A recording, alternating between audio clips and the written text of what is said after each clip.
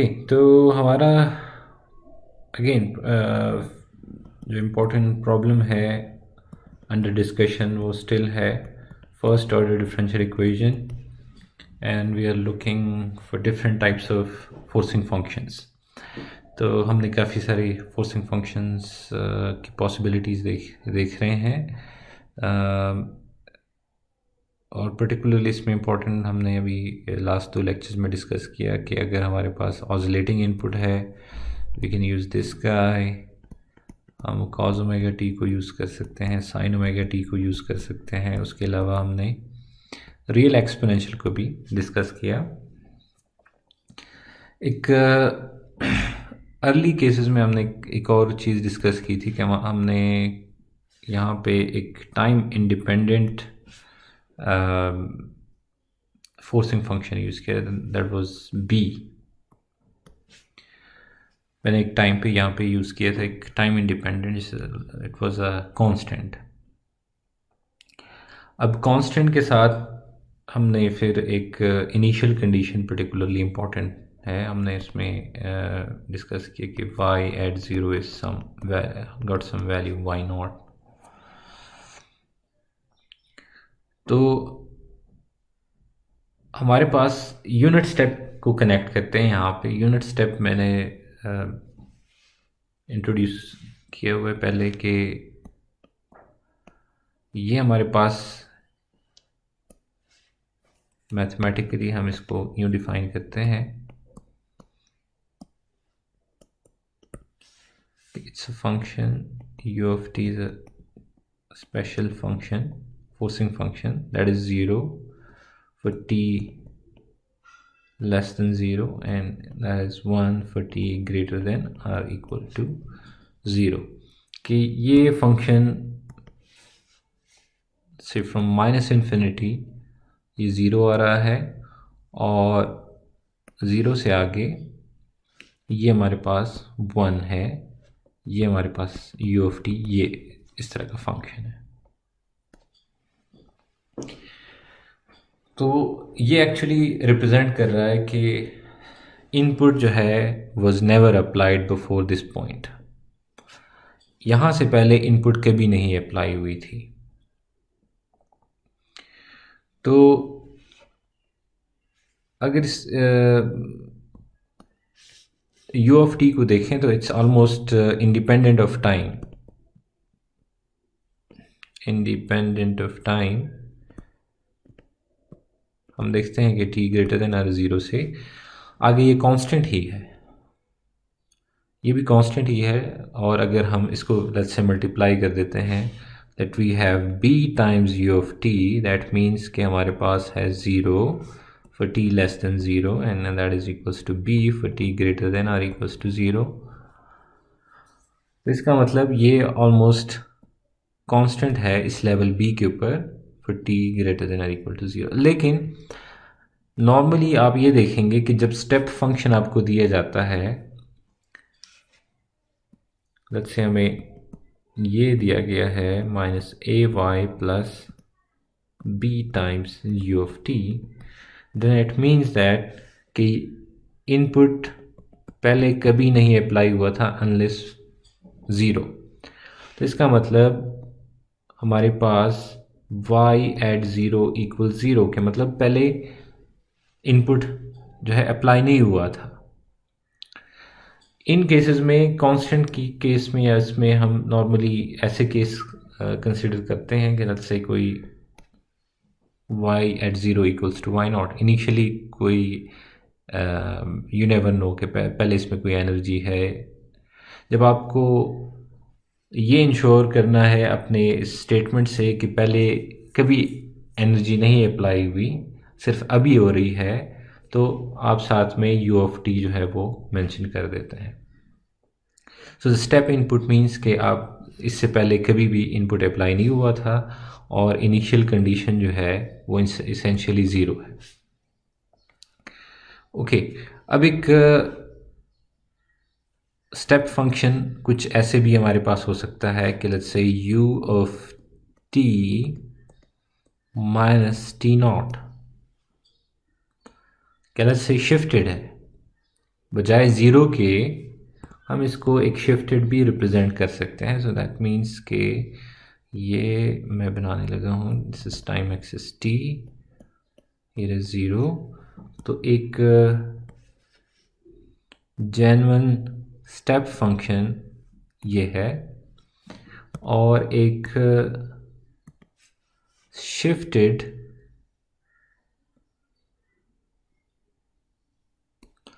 ये हमारे पास है u of t minus T not, और ये वो पॉइंट है t नॉट।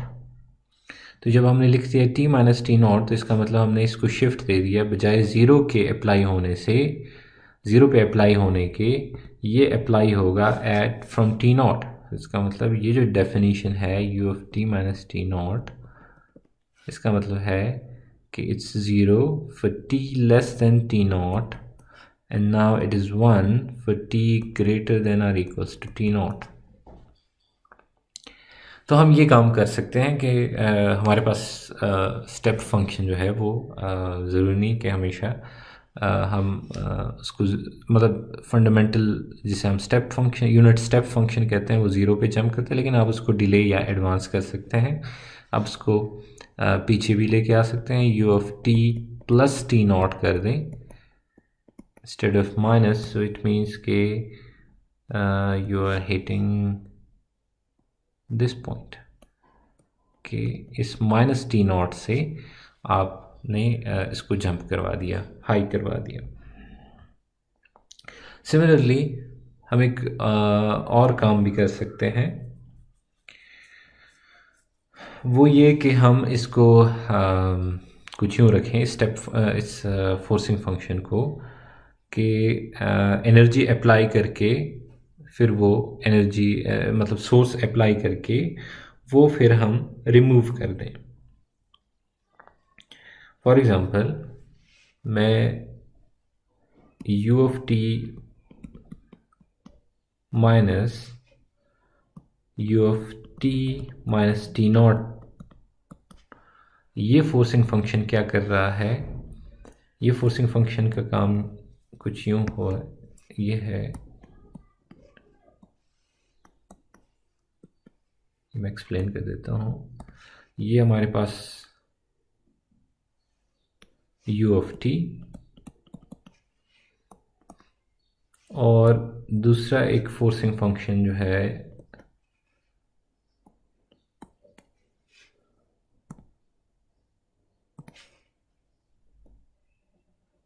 वो ये है, this is u of t minus T not.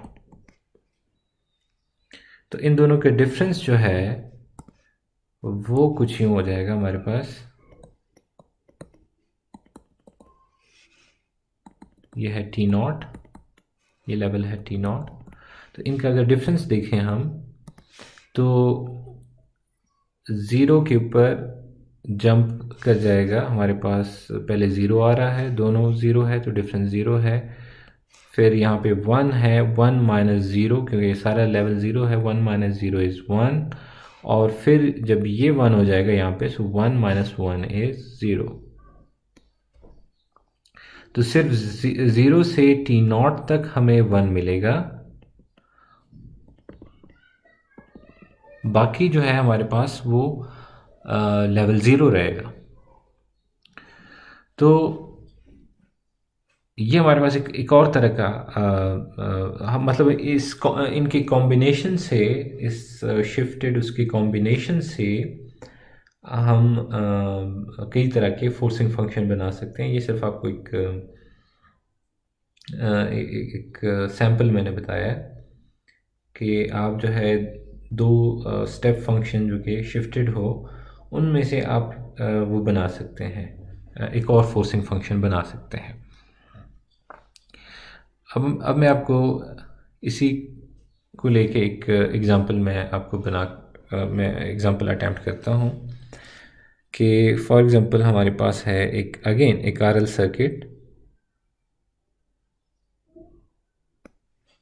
Circuit है, और यहाँ पे जो सोर्स है, ये मैं इस पर्टिकुलर इनका जो डिफरेंस है, let me call it g of t, ये मैं इसको यूज़ कर लेता हूँ। तो ये जो GFT है ये इस तरह से है हमारे पास कि 0 है पहले, फिर 1 हो गया, फिर 0 आ गया हमारे पास। तो इस तरह का फोर्सिंग फंक्शन है, या इन अदर वर्ड्स इसको स्केल कर रहे हैं हम मैग्नीट्यूड से।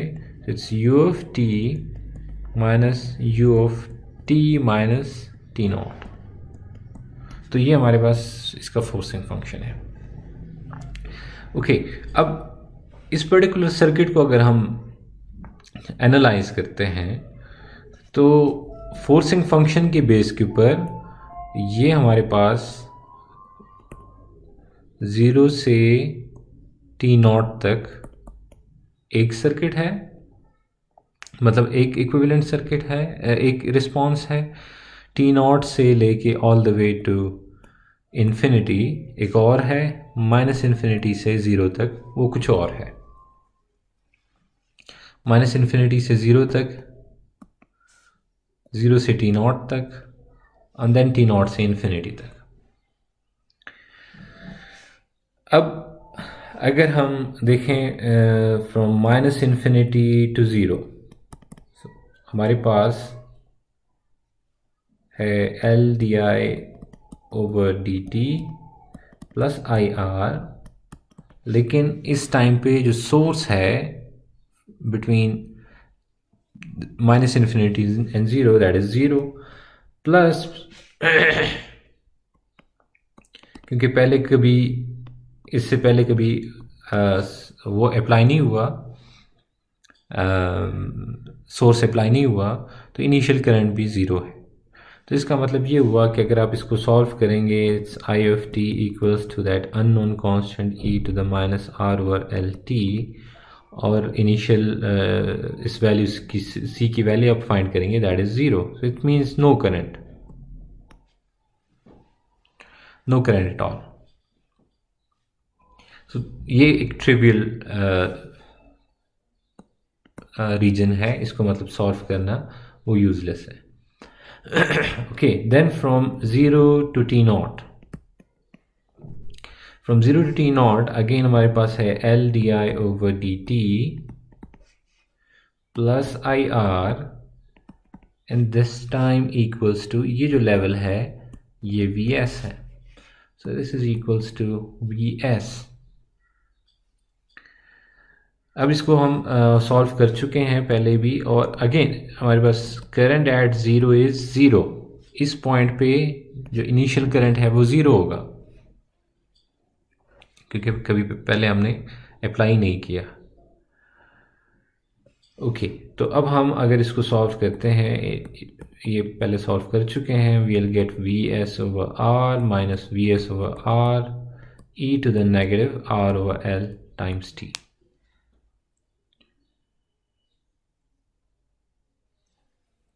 Okay, now let's talk about for the t greater than t naught।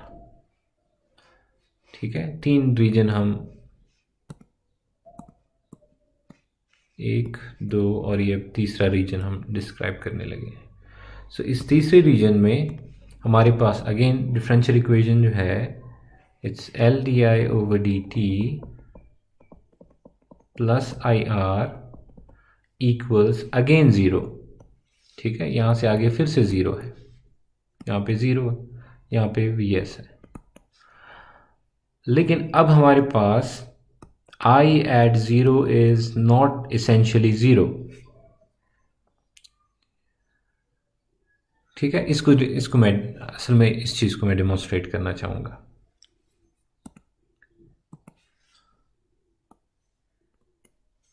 इस चीज़ को मैं डेमोन्स्ट्रेट करना चाहूँगा कि ये हमारे पास है 0, ये हमारे पास है t नॉट, ये हमारे पास है टाइम एक्सिस, और फोर्सिंग फंक्शन है हमारे पास 0 से लेके t नॉट तक, और उसके बाद फिर 0।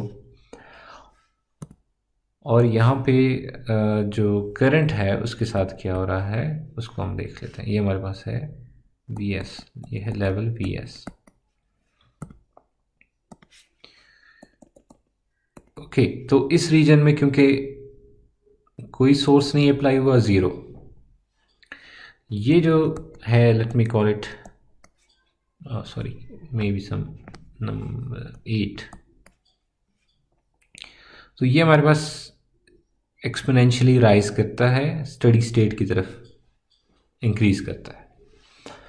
अब ये जिस पॉइंट पे यहाँ पे करंट है, this is current at T not, तो करंट एट टी नॉट जो है ये हमारे पास इनिशियल कंडीशन है, आई एट टी नॉट, ये जो है हमारे पास इसकी जो वैल्यू है ये इनिशियल कंडीशन है इस मोड के लिए। व्हाट आई मीन टू से कि इस सेकंड मोड में करंट इस लेवल तक पहुंच गया, इसकी फाइनल वैल्यू ये है सेकंड मोड की, इस मोड की फाइनल वैल्यू ये है। तो ये इस मोड की जो थर्ड मोड है उसके लिए ये इनिशियल कंडीशन है। तो अगर ये अपने इक्विलिब्रियम लेवल तक पहुंच गया है तब तो इसकी वैल्यू है Vs/R। अगर ये टी नॉट की लेंथ इतनी है, क्योंकि हमने ये डिस्कस किया है कि ये जाके अपने इक्विलिब्रियम सोल्यूशन तक पहुंचता है और वो इक्विलिब्रियम सोल्यूशन होता है Vs/R। तो अगर ये पहुंच चुका है तब तो ये वैल्यू है Vs/R, और अगर नहीं पहुंचा तो इसका मतलब उससे लेस है वैल्यू फिर। तो अब ये जो फाइनल मोड हम डिस्कस कर रहे हैं, इस मोड के अंदर हमारे पास अगेन आई ऑफ